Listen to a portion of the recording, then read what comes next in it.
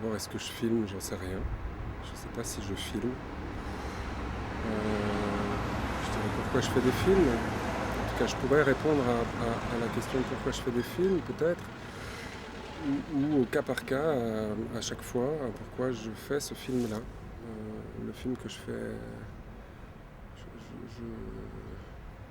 Je suis pas toujours certain, quand je viens de finir un film, je suis pas toujours certain que je vais en faire un autre. Donc je peux même pas répondre à pourquoi je fais des films. Je pourrais vous dire à chaque fois, peut-être. Peut-être, mais je pense pas que la question. Je pense pas que la question soit si. Que la question du pourquoi soit si intéressante que ça pour moi. Et en règle générale, plus ça va, plus je demande.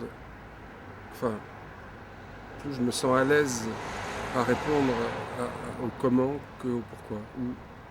Et que probablement, dans la manière dont je pourrais répondre à comment je travaille et comment je fais, se trouve probablement quelque part une manière plus intéressante de répondre à pourquoi.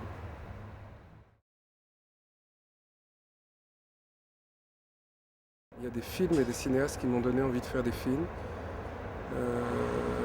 et qui ont été très très présents dans mon imaginaire à l'époque où j'ai commencé à faire des films. Voilà, dans mon imaginaire de ce que c'est que d'être un artiste en cinéma. Je pense à un cinéaste qu'on connaît très peu en France,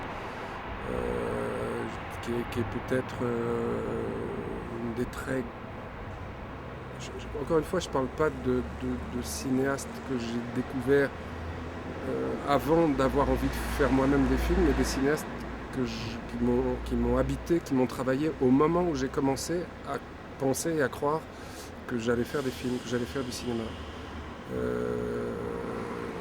Zimmerberg, Hans-Jürgen Zimmerberg, Pasolini, Marguerite Duras, Guy Debord, plus tard Godard. C'est tellement dense et c'est tellement, lumineux que je fais avec les films des Frères Lumière ce que je fais avec Samuel Beckett. Je tourne autour. Et très rares sont les moments vraiment de ma vie où je lis vraiment Beckett. Et très rares sont les moments où j'ai vu vraiment des films des Frères Lumière. Et quand par hasard j'en vois un, c'est toujours un éclair, c'est toujours quelque chose de très impressionnant et qui est exactement à l'endroit où je rêve d'être au cinéma et ce que j'essaye de travailler, qui est un endroit, à mon sens, très indécidable entre la fiction et le documentaire. Et je dirais que tout ce que je dis des Frères Lumière, je ne peux pas le dire de Méliès. Et je crois que je suis plus sensible à l'histoire du personnage et à l'histoire de Méliès, au fond, qu'à la direction qu'il a donnée au cinéma.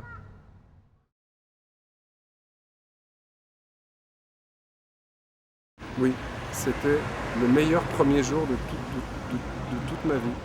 C'était le meilleur premier jour de tournage de toute ma vie, je l'ai dit à toute mon équipe. On a commencé par tourner la scène où Colas rentre chez lui et où sa femme ôte sa veste et lui donne à manger.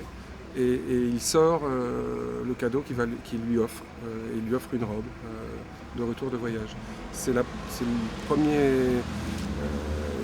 premier plan qu'on tourne avec Matt. Je suis absolument stupéfait parce que dès qu'on tourne le plan, Colas est là immédiatement dans l'image. On le voit. Je dirais que sur la première journée, les premières journées, on va dire les premières semaines, je réussissais à arriver sur le plateau avec un découpage technique pensé et discuté avec la chef opératrice.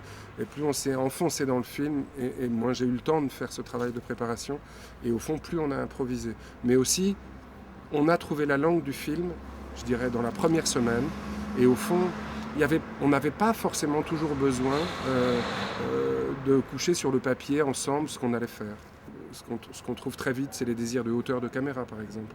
Quand on tourne avec des cavaliers, avec des chevaux, à quelle hauteur on se trouve? Bon, moi, je sais que je voulais jamais être à la hauteur des cavaliers, mais toujours du point de vue de quelqu'un qui était au sol. Voilà, des espèces de règles qu'on s'invente et à partir desquelles et dont on va essayer qu'elles soient des règles pour le film. Il y a des conditions objectives de tournage qui ont influé sur la mise en scène et dont on a désiré qu'elles influent sur la mise en scène. C'est les mises en conditions naturelles, d'aller chercher des décors naturels dans des endroits très ensoleillés ou battus par les vents. Je plaçais l'image, le son, les acteurs et tous les membres de l'équipe dans une, comment dire, dans une vraisemblance émotivo-physique qui était, on était dans une forêt, on était dans la montagne. Je me souviens avoir proposé au chef décorateur, à lui avoir dit mais ce serait bien d'avoir un peu comme sur les terrasses de certaines dans le sud, des choses qui ensuite strient. Et après moi j'ai demandé à Jeanne Lapoirie, je lui ai dit bon voilà, il faut pose de façon à ce que ce soit très contrasté, que les noirs soient très noirs. Moi, c'est une chose que je vis dans la vie. Je suis souvent, quand je parle à quelqu'un qui s'est placé devant la fenêtre, je suis un peu ébloui et je ne vois pas son visage. Donc je ne vois pas pourquoi on le verrait plus. Et d'une certaine manière, ça permet une chose qui m'intéresse, qui fait que quelquefois l'image est dans le son, vraiment. Il y a une bascule qui se fait et tout d'un coup, celui qui parle, on ne peut que l'entendre, on ne peut pas le voir.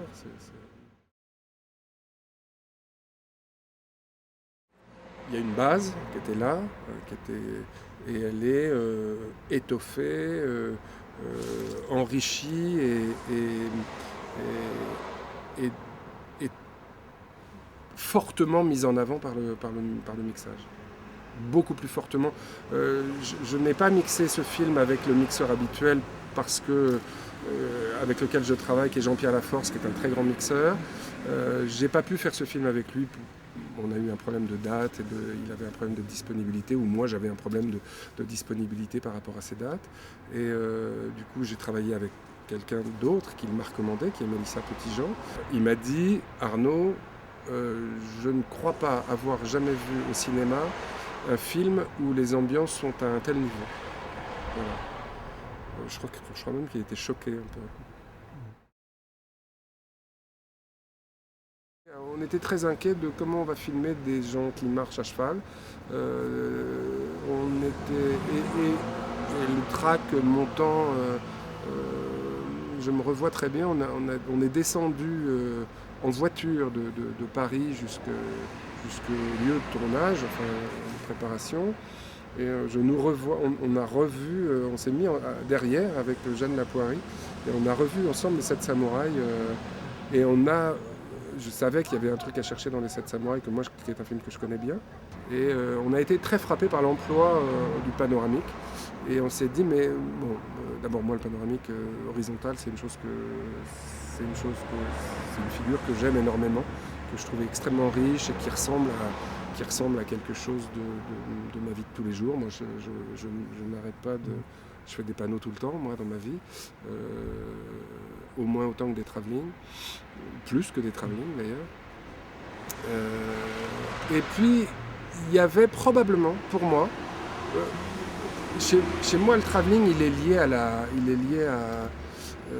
la roue et il est très, il montre beaucoup une certaine forme de technique. C'est assez difficile de ne pas voir, quand je vois un travelling, de ne pas voir et imaginer comment il est fait. Ça veut dire les rails, le chariot, etc. Panoramique, j'y pense pas du tout.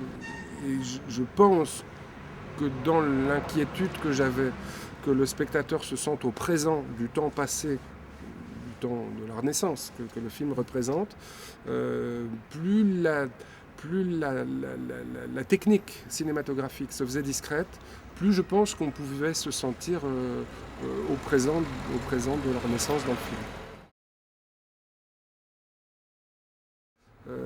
j'avais été très impressionné par Va et regarde de Elem Klimov.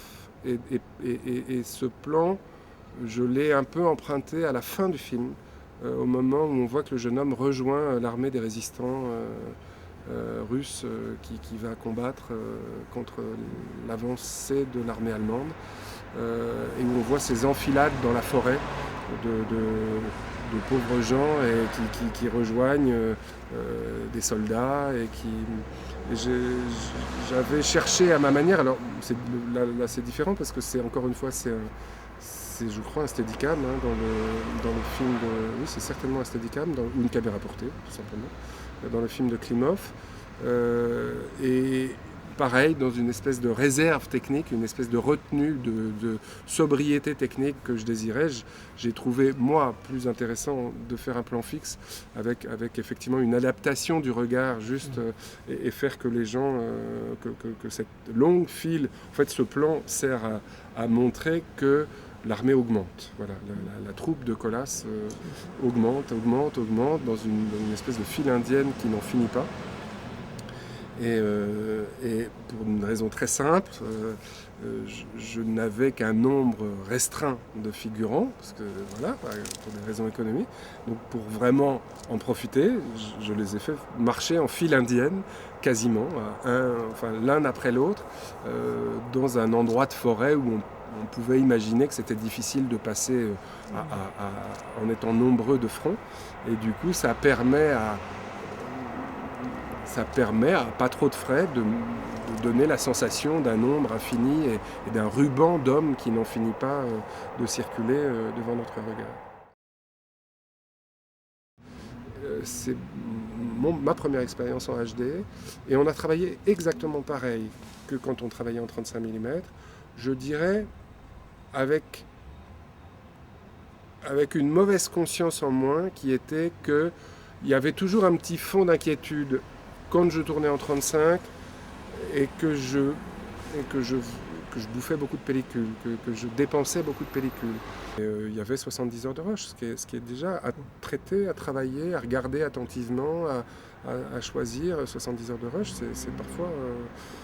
j'ai besoin de beaucoup tourner, j'aime beaucoup tourner, et notamment dans le travail avec les acteurs de plus en plus, leur laisser de l'espace, tourner des longs plans séquences dans lesquels je viendrai prélever les quelques secondes qui me plaisent, etc.